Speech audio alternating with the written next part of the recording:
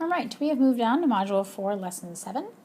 And what we're going to be doing today is we're actually going to be creating angles based off of a line that we've been given or no line at all. So using our protractor to help us actually create angles that we've been given the degrees for. I want to remind you that yesterday for problem set 6, you had to extend your lines. So you want to make sure that you extend them as best you can. And the best way to do that is to take just your protractor or a straight edge and line up as best you can in order to extend that line out. If you extend it, then it makes it a whole lot easier to measure. Okay? Just a quick reminder that we take our protractor, we find our vertex of our two perpendicular lines on this protractor.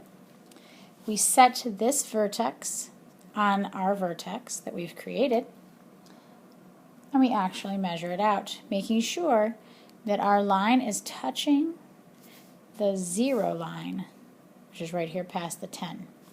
We know that this angle is definitely greater than a teeny tiny acute angle, and we're at 90 on our protractor, so it is actually indeed a right angle.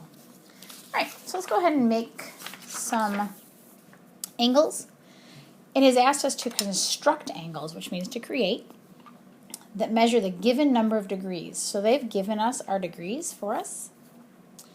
And we're supposed to use the ray shown, this is our ray, as one of the rays of the angle, and its end point right here, this is where it starts and stops technically, is our vertex. We're to draw an arc to indicate the angle that was measured. Now I could just line up my straight edge and zoop, draw a line. But that's not actually measuring 30 degrees like it's asking me to. So I need to take my protractor, find my vertex of my two lines, my perpendicular lines, and place it right on the vertex of this soon-to-be angle, or right on the end point.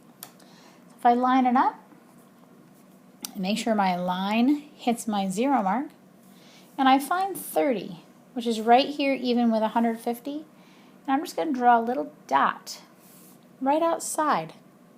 I could also draw a little dot inside, as long as it's at the 30. You see my two dots there? They both represented 30. And when I've done that, then I can actually take my straight edge of my protractor, line it up with my vertex, and go straight through. And of course, marking my arc to equal 30 degrees. I could also write 30 degrees in here. I could label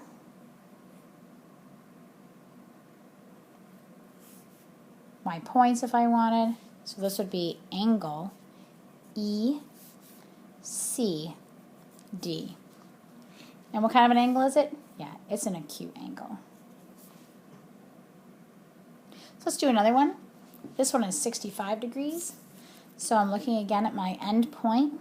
That's what I'm going to line up. Let's go ahead and use a different protractor. Here's my protractor with my hole. And where I'm looking for my 0. And we're going to make our 0 has to be on our ray. So my 0 is going to go face differently this time. I'm going to put my pencil through the hole, find my point at the end of my ray. Make sure that my black line is lined up with the arrow, and it is asked for 65 degrees.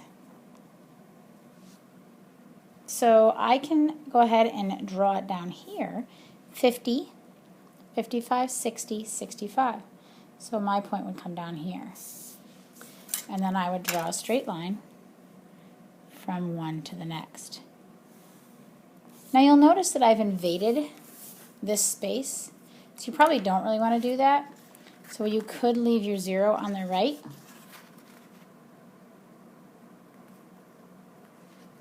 The problem is, when I line that up, my 30 is going to be way out here.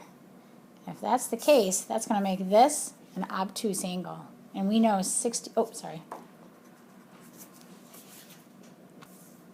You have to be careful which protractor you choose. This one is going to make it a little bit more difficult because our ray is facing the other direction. So I'm going to use my half one again. Again, looking at my perpendicular lines and finding the vertex point and matching it up to the end point of my ray. I'm going to place my ray down. I'm going to line up. I'm going to place my protractor down. I'm going to line up with the ray so that we're on the 0. Remember, the 0 is before the 10. I know it says 170, so this could also be 180, but we know it's our 0 line. It's our starter. And we're going to find 65. Now, if I find it over here, that's between 60 and 70. 60, 61, 62, 63, 64, 65. That's why my dot is there. Or I find it over here, which is between 60 and 70. 61, 62, 63, 64, 65. That line is just a hair longer. And then I have to make a decision. Lining up with my point, would this create a 65 degree angle? Well, if you're saying no, I'm glad, because 65 degrees is acute. Therefore, this would create an obtuse angle. If you can see that light drawing, that's a big obtuse angle. It's bigger than a right angle.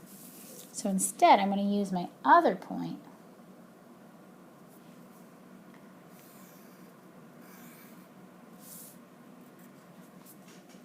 to create an actual acute angle. And we know that this is acute because 65 degrees is acute. Let's go ahead and make some bigger angles. 115 degrees.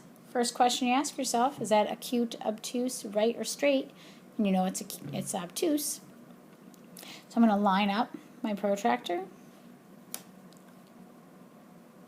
just like we've been doing on the vertex of those perpendicular lines, lined up at this 0 mark. I'm looking for 115. Well, 115 falls here,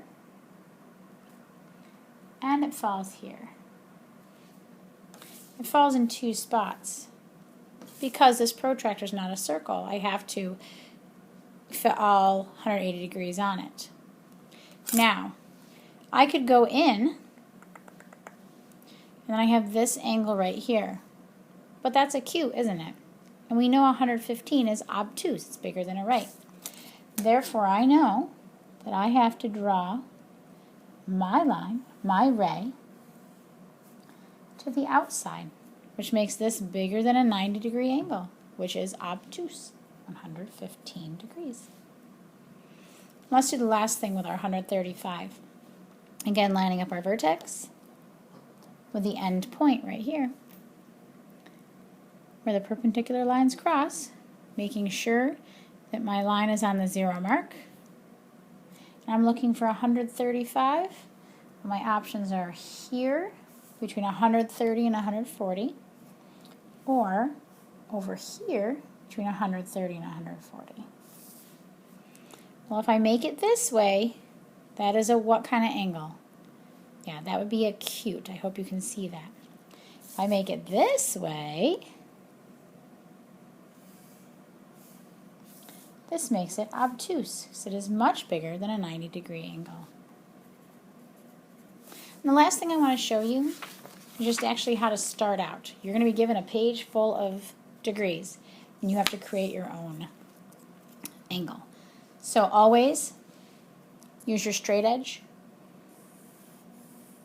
And I draw it long enough so I don't have to worry about extending it. This is my ray. I want a 5 degree angle, so we know that is super acute. I look at my end point, match it up to my vertex of my perpendicular lines on my protractor, match this outside line with the 0 mark, and I find 5 degrees, which is up 1, 2, 3, 4, 5. And since we already know this is super acute,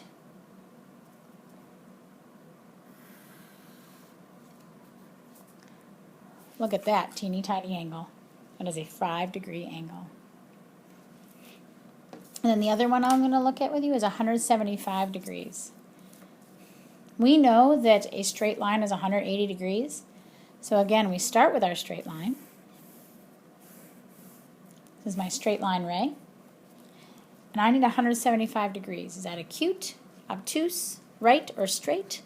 Well, we know it's obtuse, but it's not quite a straight, but it's going to be darn close. So if I take my protractor again,